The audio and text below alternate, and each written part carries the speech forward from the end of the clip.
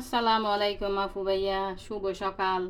বেগুন কেন আছেন? আশা করি তো বেগুন ভালো আছেন। আলহামদুলিল্লাহ আমিও ভালো আছি। এই যে দুপুরের কি কি রান্না বান্না করি মিনে ওনারা দেখাইম প্রতিদিনের মতো আর কি। এই যে মাছ একটু নুন আর হলুদ মাখি লইলাম, একটু মানে ফ্রাই করলাম আর কি। ফ্রাই করি তারপর আলু দিয়ে না পাতলা জল করলাম এই মাছি দি নুন আর হলুদ মাখি রাখি একটু মানে তেলের মধ্যে ফিট লাল করে লইম, বেশি নবাজ্যম আর কি।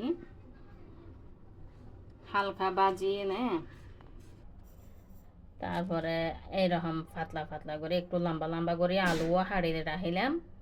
আলুও একটু হালকা বাজি তারপরে পাতলা জল করে রান্না করলাম আর কি। মাছ এই গরমের মধ্যে কিন্তু বহুত বেশি ভালো লাগে মাছের পাতলা ঝোল।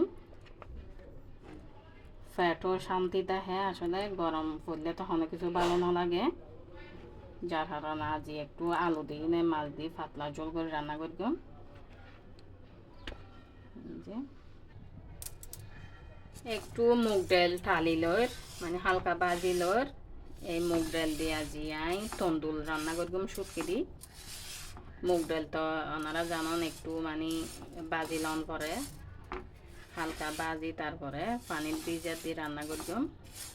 কিছুক্ষণ ভিজা দিয়ে মায়ের পরে শুটকি দিয়ে রান্না করি। মুগ ডাল যখন পুড়ি যাব তারপরে তন্দুল দিয়ে দিলাম। তন্দুলও বেশি নয়, 2-3 নুন মতো আর কি, একটু জল জলাবো। এই তন্দুল দিয়ে নে মুগ ডাল রান্না শুটকি দিয়ে বেশি ভালো লাগে গরমের মধ্যে।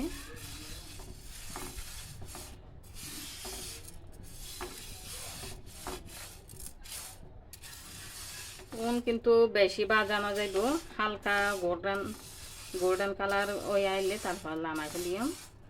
যে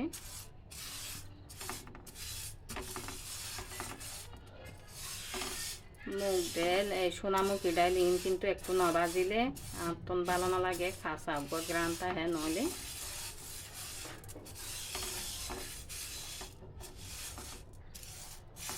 এই যে বাজা শেষ, ইয়াতন বেশি বাজন না করিব, সুন্দর মতো লাড়ি লাড়ি বাজি ফেলি আর কি, একটু সময় লই।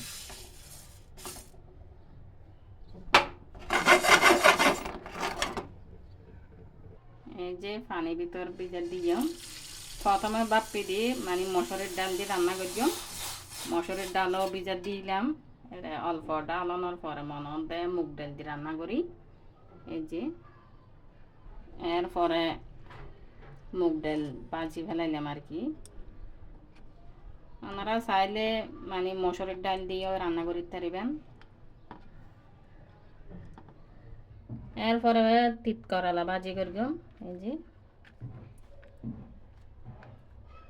তো আজ এতটুকু, আপনারা বেগুন ভালো থাকেন, সুস্থ থাকেন, আর ফেসও আপনারা ফলো করে দিবেন। আসসালামু আলাইকুম।